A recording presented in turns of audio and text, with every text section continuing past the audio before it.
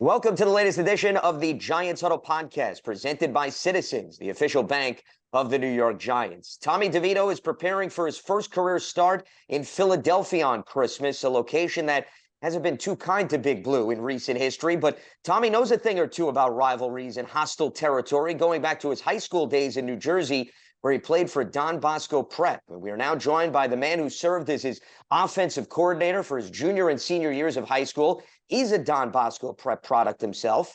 He then went on to play for Rutgers and in the NFL, none other than former NFL quarterback Mike Teel. Mike, you got Lance Medow here on Giants.com. Hope all is well. Appreciate the time. How's everything on your end? Everything's great. Thanks for having me, Lance. Merry Christmas. Happy holidays. Excited about the chance to talk a little football and Tommy DeVito with you today. Absolutely. And same to you. And I want to start with the rivalry, Mike, that I just hinted at, because interestingly, Tommy DeVito spoke with reporters earlier in the week, and he was asked, can you remember any place that jumps out to you where the crowd wasn't too kind or that you would label it pretty difficult for the quarterback? And he said, sure. My high school days, if you ever attended a Don Bosco Prep Bergen Catholic game, that certainly fits that bill. You can relate to that as both a player and a coach. How much does that perhaps compare to what you think he's going to be thrust into the fire with in Philadelphia come Monday?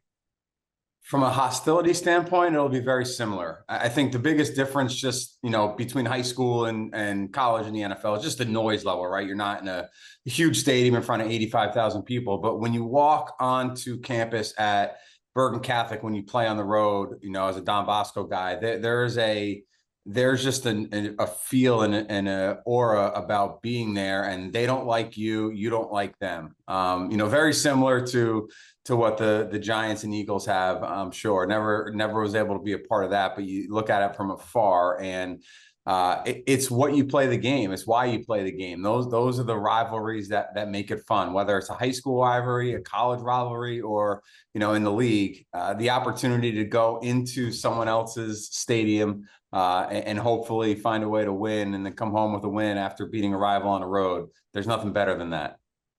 Interestingly, I think Giants fans got a taste of that Don Bosco Prep Bergen Catholic rivalry this past weekend when the Giants played the Saints. And I'm going to bring another name up that you're very familiar with, Darren Rizzi, who's the Saints special teams coordinator. He was the Rutgers special teams coordinator, Mike, when you played there. So during pregame warmups, he's sporting a Bergen Catholic t-shirt to maybe rub it in a little bit to Tommy DeVito. I'm curious, when you went to Rutgers, how much did you and Darren talk about the rivalry, even amongst yourselves? A bunch, a lot. If you're a Bosco guy or if you're a Bergen guy, there's not much more important in the football world than that game, right? If you don't win a game all year, but you beat those guys, you can consider it, some sort of a success. So between Darren, there were a couple other teammates of mine down there, a guy by the name of Sam Johnson who played tight end for us. He was a Bergen Catholic guy. At the time, I was the only Bosco guy, and Bosco kind of had it rolling when I was there. They had won like five straight state championships, like 2 national titles. So I definitely had some bragging rights, but it's definitely something that you joke about. And, I remember with Darren Rizzi, we had a little side bet, the loser had to wear the sweatshirt for the week in the facility to meetings and stuff like that. So, it's funny how it carries over and you see the same thing going on in the locker room, in the NFL. It's pretty cool. Well, I'm glad you went into that because fans obviously get very worked up and emotional with some of the things that go on beyond the X's and O's, Mike, as you can attest to. And I know from hearing from a number of Giants fans on our various shows, they weren't too fond of what Darren Rizzi did before the game. But how much is that pretty much something that's right out of his character based on what you've been exposed to over the years that you were underneath him as a player and a coach? Anytime a Bergen guy has a chance to take a jab at a Bosco guy, they're going to do it. But the same goes for the Bosco guy. When Bosco has an opportunity to take a jab at the Bergen guy, they'll do it too. And I've known Darren for a long time. I've known Tommy for a long time, obviously too. And it's something that if you're part of that rivalry, you get it and you laugh about it now. And it's funny, and I hate to admit this, but some of my best friends in life now are Bergen Catholic grads. So at some point you kind of get over that hump. And listen, when we play on, that Friday night in Ramsey, when Bosco plays Bergen, I'm still rooting for Bosco every single time, but the Bergen guys are okay. So it's fun to see that it continues on and you're able to kind of have fun with it. That's what rivalry is all about, as you hit on right off the top. Not that the Giants and Eagles may have fun with one another once, obviously, they get on the field on Christmas. So let's jump into your experience with Tommy DeVito. You're an assistant coach at Rutgers for the 2014-15 season. You then head back to your other alma mater, Don Bosco Prep, in 2015. Tommy's a rising senior. What were your first impressions, Mike, of Tommy DeVito when you took over as an offensive coordinator and you started to map out what you were hoping to accomplish on that side of the ball? Yeah, so it was interesting. I didn't really know much about Tommy. He hadn't played much before I got up there. I just had heard through some of the assistants that were on the staff that there was a young quarterback who was really talented, could throw it really well. He played a little bit at the end of his sophomore year, so I was able to watch a little bit of game film on him and, get a little bit of a feel for him. But when you sat down, first conversation I had with him was about kind of the people that I've been around, guys in the NFL like Greg Knapp, who is one of the best quarterback guys, may rest in peace, that I've ever been around. A guy like Mike Martz in Chicago, Billy O'Brien in New England. Just talking to Tommy and kind of going through my experiences and the people that I've been able to be exposed to and learn from, and listen to him talk about how he wants to be a Division I quarterback, how he wants to, be the leader of the team, all those things as a young high school kid. I just thought he was extremely impressive very early on before we even got on the field. The physical stuff was obviously there and he wouldn't have played in college and be where he is now without that. But the mental part I thought was extremely impressive for being such a young kid. I want to expand on the mental part because from what I understand, Mike, you ran as close to a pro-style offense as I think you're going to find in high school, and that pretty much benefited Tommy in the long run based on what he followed through in his path. Why were you so confident that he could run what you were perhaps exposed to on the college and NFL levels? Well, I think a coach, Ralph Regent, was at Rutgers the year I was there. He was the offensive coordinator, and he taught me about teaching the quarterback and giving them as much as they were able to handle. So I figured with Tommy, we were putting in a brand new system. So there was going to be a learning curve, but how fast or how much would he be able to retain? And then how much would we be able to actually do on a Friday night or Saturday afternoon? And that was kind of through the summertime and through training camp. You install the base stuff and then you start to really kind of, press it a little bit and you start to throw a lot at him. And he's not going to handle it all and you don't want him to handle it all, but you want to see how he reacts and you want to see if he makes a mistake on one concept or one play call and then doesn't make that same mistake again. And I think that was the thing with Tommy. He made plenty of mistakes, but everyone's supposed to make mistakes. He didn't make the same mistake twice very often, if at all. And I think especially as a quarterback, and you saw it as, he came off the bench with the Giants. Backups don't get any reps in the league. Like, that's just the way it is. So you've got to be able to mentally kind of draw it up in your mind and then try to go out and physically emulate it and do it. And, he did fairly well for not getting any reps. And then he started to get some reps and started to be the starter. And you've seen he's gotten better every single time he's been out there, which is kind of what happened every single day of his junior and senior year. He got better every time he went out on the field. I think that's really what separated him from a lot of guys. You love turf.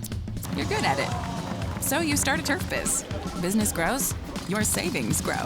Become the most celebrated name in turf. Are you ready for all that life brings?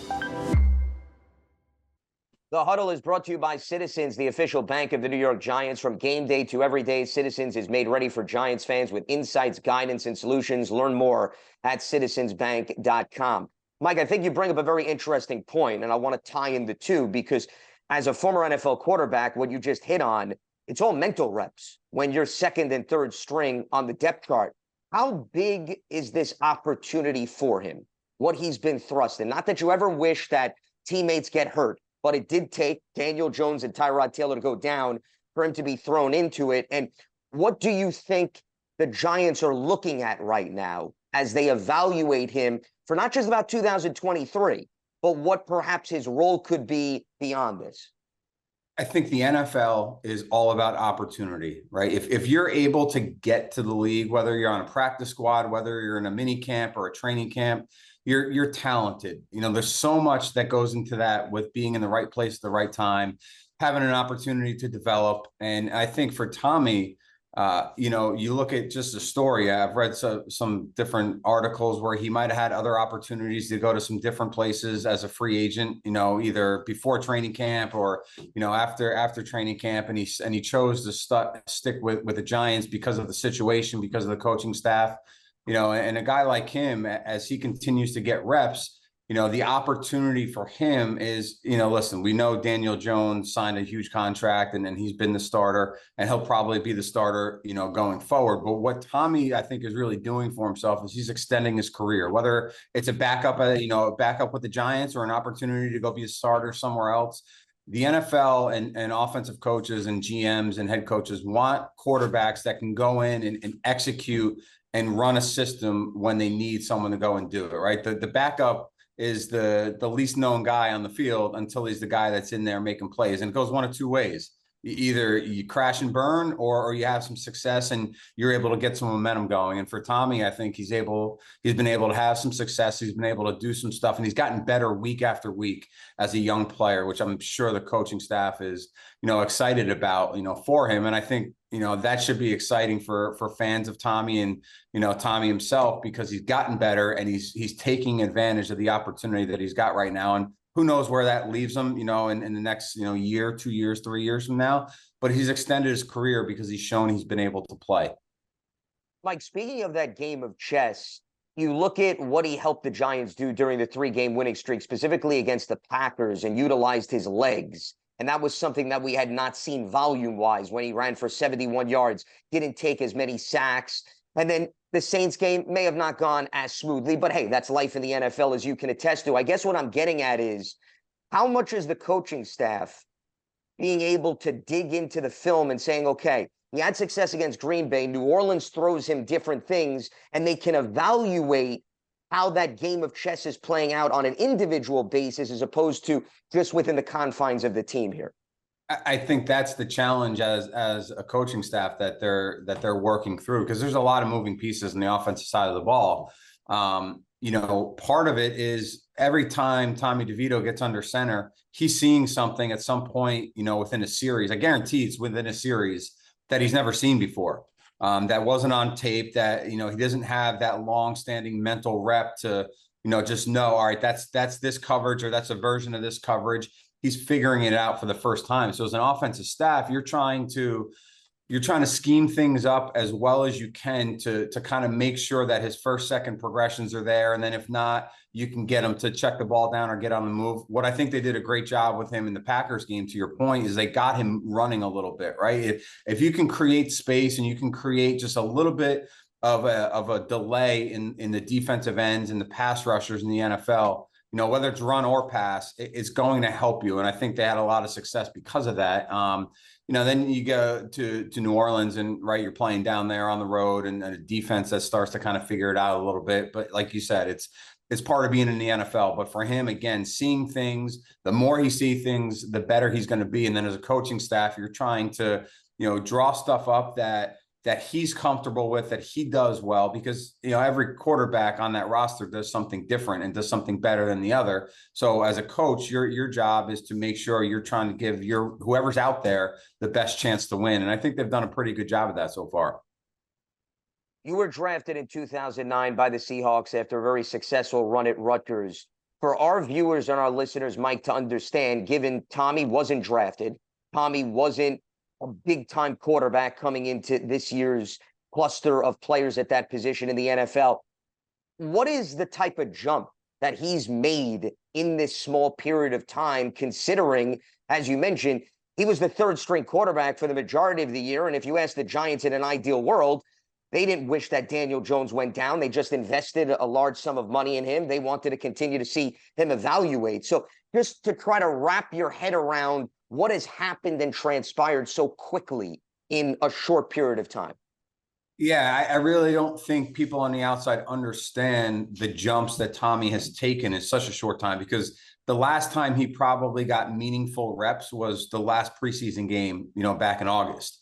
And you go, 3.5 months. And again, listen, it's your job, right, as an NFL football player to be ready when your opportunity comes. So I'm sure he's going through the practice script after practice with another practice squad receiver or with some of the other receivers that are looking for more work. And he's throwing the concepts and doing all that. But you can't simulate actually being the guy and getting the reps. And I think the jump that he's made week after week is just shown that I think two things. One, that he's obviously got the physical talent and the mental capacity to be able to process and then go out and play, because he's starting to play faster. He's not taking as many sacks like he did. The first time he played, I think it was against Washington, there were 7, 8, 9, whatever, however many sacks. And there were really only 2 or 3 that should have been sacks. He was just standing back there holding the ball. He wasn't able to process it. You fast forward 3 weeks and he's getting through progressions. He's getting on the move. He's not taking those sacks. I think as a staff, that's what you're evaluating. And that's where you're saying, we've got a guy that if he goes out there, we know he's going to be able to run the operation. He's not going to make dumb throws or dumb mistakes and lose us the game. He's going to give us an opportunity, to have a chance to win the game at some point, which that's what you want, in any player on your roster. We're talking with former NFL quarterback Mike Teel here on the Giants Huddle podcast, as he was the offensive coordinator at Don Bosco Prep during Tommy DeVito's junior and senior years. I want to bring your NFL experience back into the conversation here, Mike, because when you were a rookie, you had Matt Hasselbeck in the quarterback room. That's a nice veteran to be around. He was in the league at that point for well over a decade.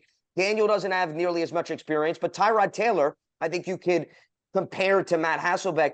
What does that do for a player like Tommy DeVito related to what Matt's presence did for somebody like you, when I'm assuming you're coming in, you want to be a sponge, you want to sit back, observe, and now that Tommy is thrust into the starting role, how much he can lean on fellow quarterbacks in addition to the coaching staff?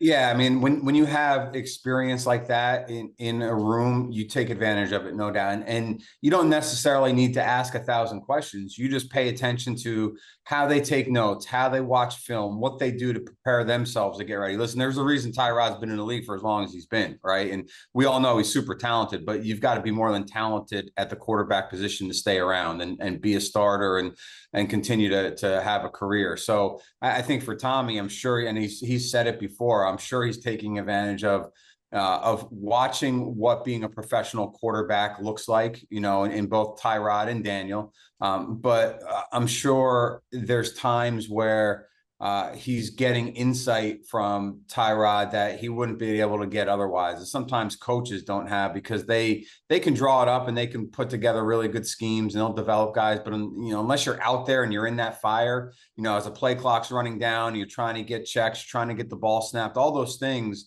it just starts to pick up. And you have an experienced guy like that, you can ask questions to, you can watch how he goes about it, you can see how his relationships are in the locker room, all that stuff you're going to learn from. That's what I tried to do when I was around Matt. I didn't ask a lot of questions, but I watched everything that he did. I watched how he took notes on third down day. I watched how he took notes when we were installing red zone packages or watching film, whatever it was. And you learn stuff and you pick up stuff, and then you start to, take what they've done. Matt learned from Brett Favre. So I'm sure what Matt learned from Brett, he kind of made it his own, and then it worked for him. And then I tried to take stuff that I learned from Matt and make it work for me. And I'm sure Tommy's doing the same thing right now. So, having guys like that in the room, it's invaluable. And I really think, especially, as a teammate, whoever's out there, especially a quarterback, you want to be the guy. But when you're not, you want to be the best teammate that you can to help the team succeed. And that's what your role is. And I'm sure that's how Tyrod's been with Tommy throughout this process. And I think you just hit on some other interesting points that I want to piggyback off of, because I don't think we talk much about in the NFL, Mike, the dynamics of a position room. Because normally you have a specific depth chart and you're hoping that the starters can make it through the majority of the season. But the quarterback room seems to be very unique, because only one quarterback is on the field on any given play and for the majority of the season, unlike others. And as you mentioned, everybody wants to get on the field. I mean, that's the competition that you want to feel out of every player in the NFL. If you don't want to get on the field, you probably don't belong in this league. What I'm getting at is, how important are the dynamics in the quarterback room, and how do you navigate trying to help a teammate, but at the same time also wanting to show the coaching staff a little bit of something, whether it be through a mental rep, a conversation, you name it. How do you go about mapping that out?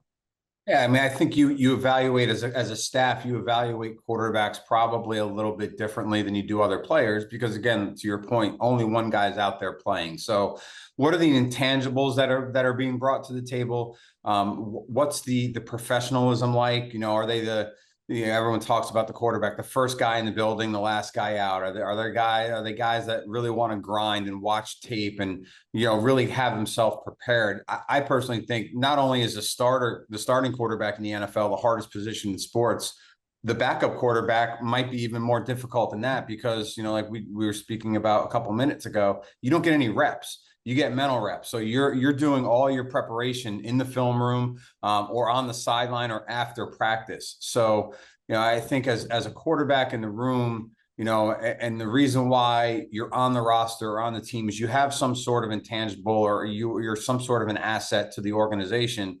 You know, and for guys, as depth charts kind of play out and rosters kind of are set and made, you kind of understand what the intangible is, or what your responsibility is. And I think as a professional, you know, whether it was Tyrod as a starter, or Tommy as a starter, or Daniel Jones as a starter, or the other guys in that room, their responsibility to the team, and the reason why they still have jobs, is because they're going to help the guys in that room prepare and go out and win games. So if you win as a team, whether you're the starter or not in the league, good things happen to the team, good things happen to the organization. And I think that shows, you know, a camaraderie and a really like it's not even being a teammate, it's being, you know, to your point, in that quarterback room and being part of this position group that succeeds. Because when one guy succeeds, you all succeed, especially in that position group.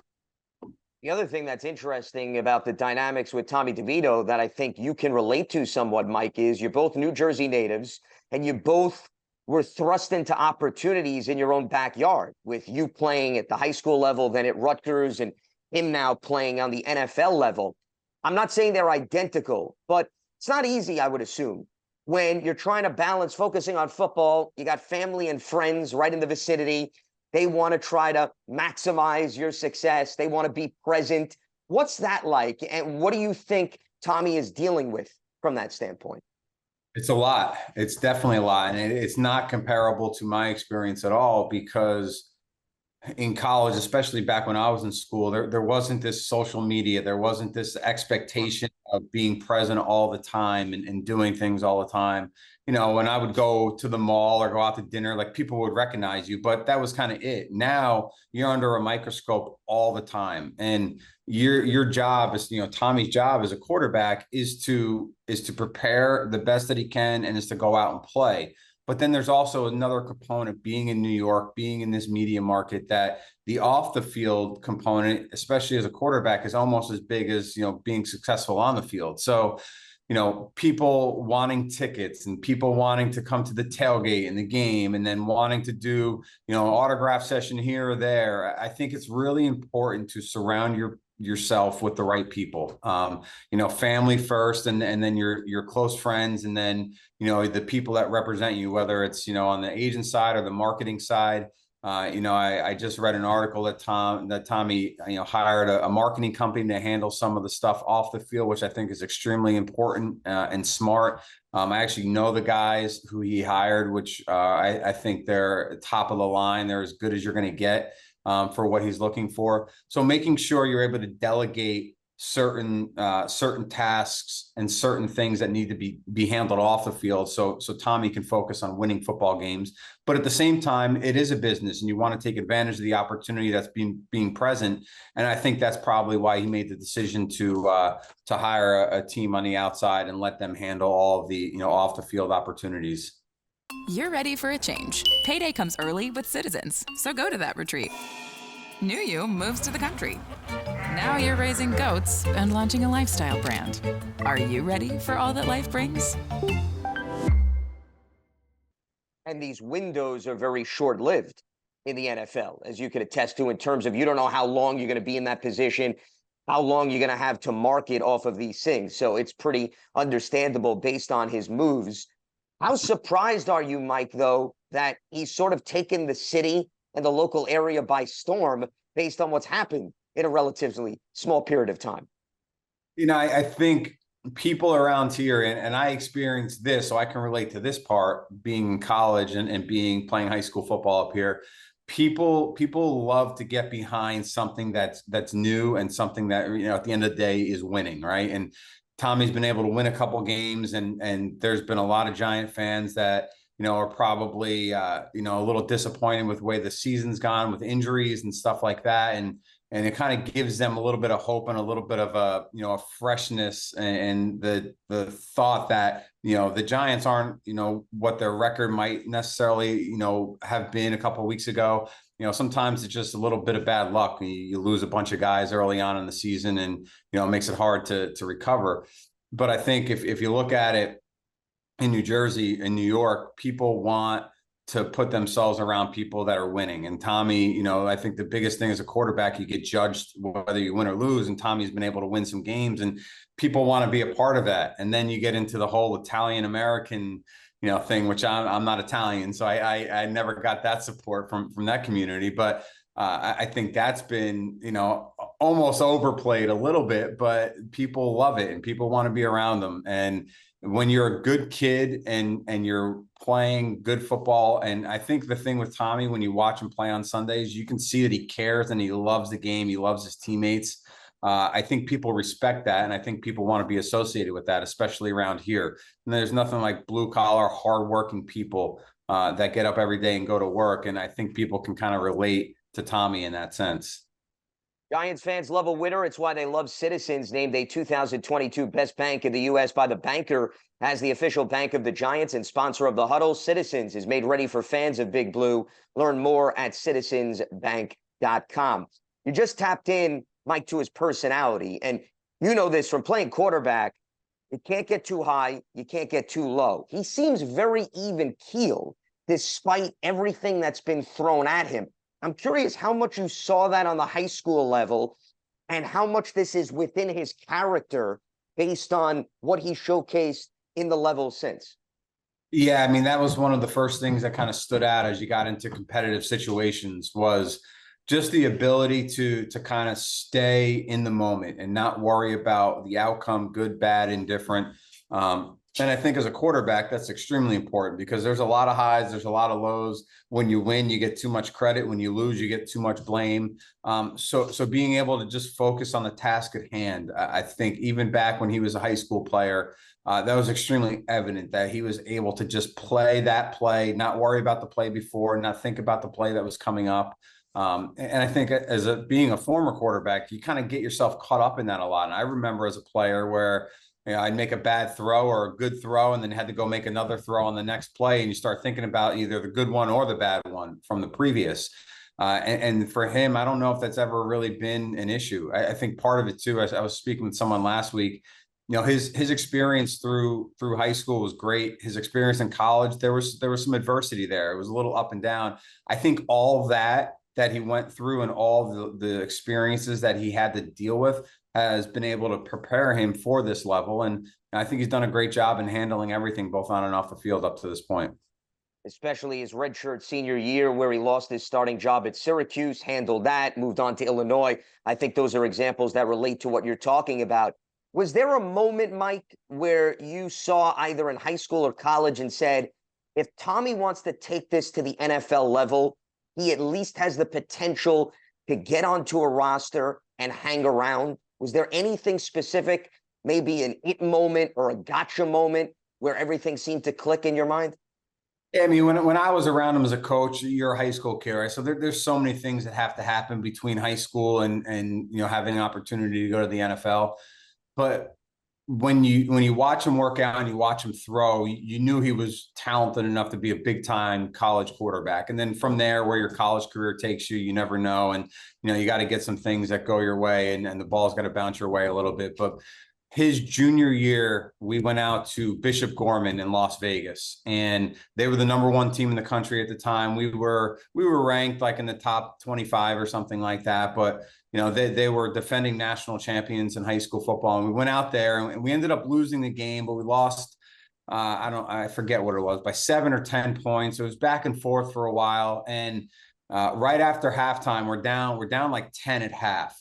and we get the ball to start the second half, and we're going through some adjustments, and we're looking at, the call sheet and some plays, and we had put this one play in, brand new concept that we've never run, put it in just because of a look that Bishop Gorman had shown on film.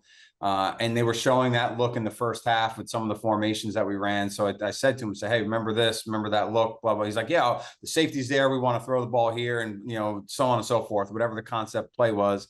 And we went out, like, it was like the third or fourth play of that series, ran that play, got the look we were looking for. He made the throw, and it was a touchdown.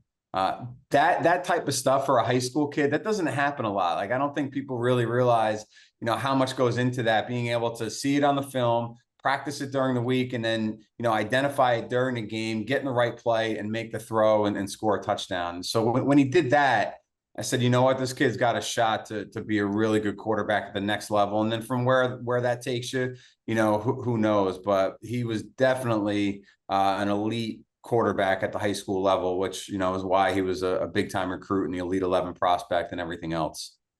Mike, how much in high school did you give him the flexibility to make changes at the line of scrimmage, which I'm sure is not necessarily something that every coach affords their quarterback? You maybe see that on the college or the NFL level, but from a mental standpoint, how much freedom did you give him?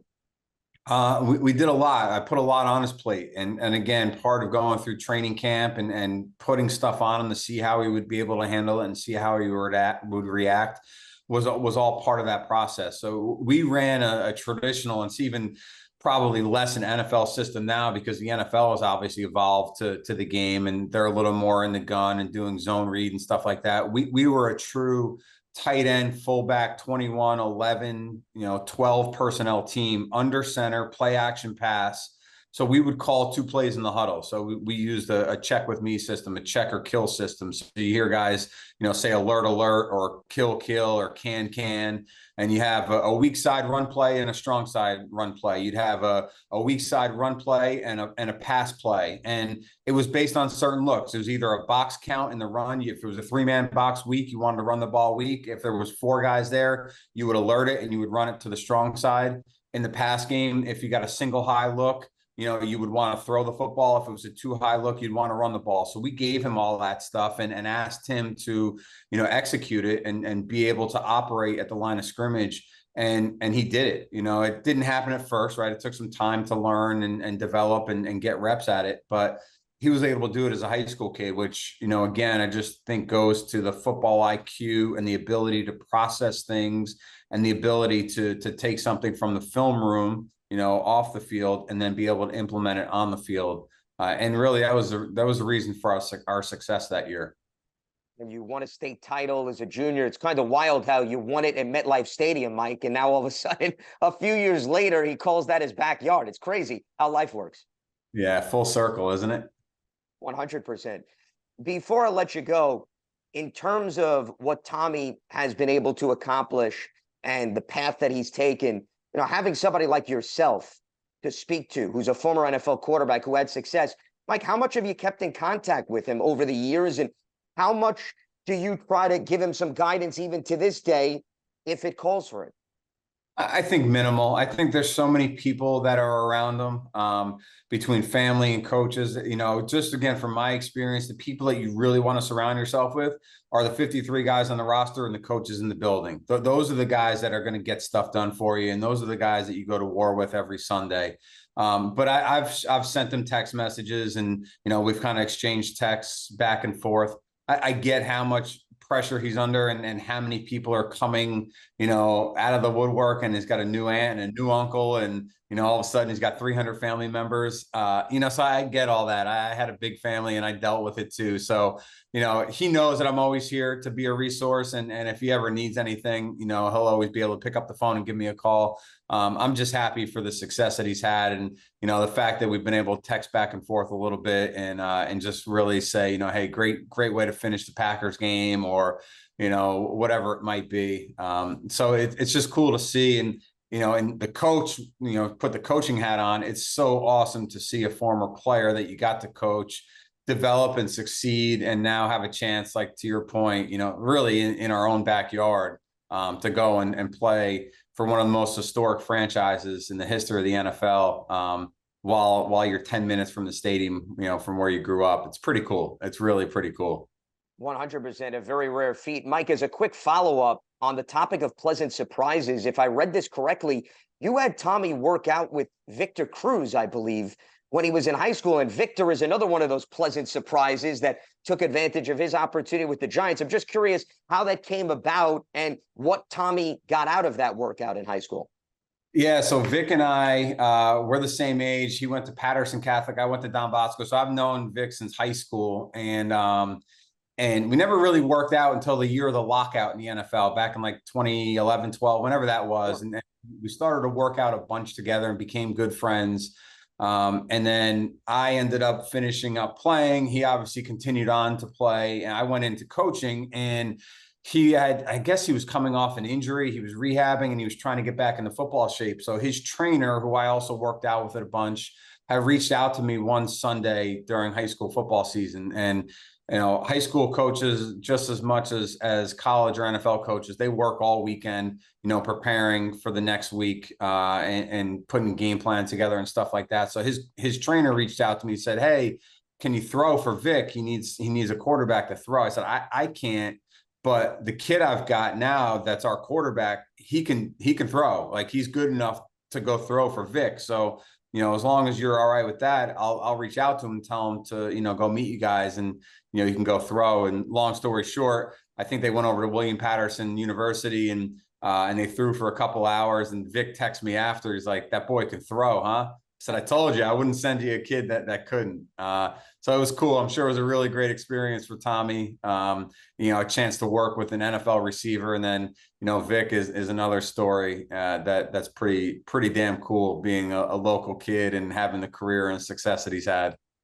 And who would have known that you'd have a pair of former Giants, or one future Giant and one past Giant, working in conjunction with one another at that point, to be a fly on the fence of the stadium or the field that they were working on at that point. Quite a wild scene, as he is Mike Teel, former NFL quarterback. He was Tommy DeVito's offensive coordinator at Don Bosco Prep. He played at Don Bosco, went on to play at Rutgers before a brief stint in the NFL. Mike, can't thank you enough. Really enjoyed the conversation. I appreciate all the time and the insight that you provided, and very much look forward to talking down the road.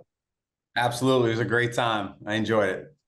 This is the latest edition of the Giants Huddle podcast. It is presented by Citizens, the official bank of the New York Giants. You can check it out on Giants.com, the mobile app, and your favorite podcast platform.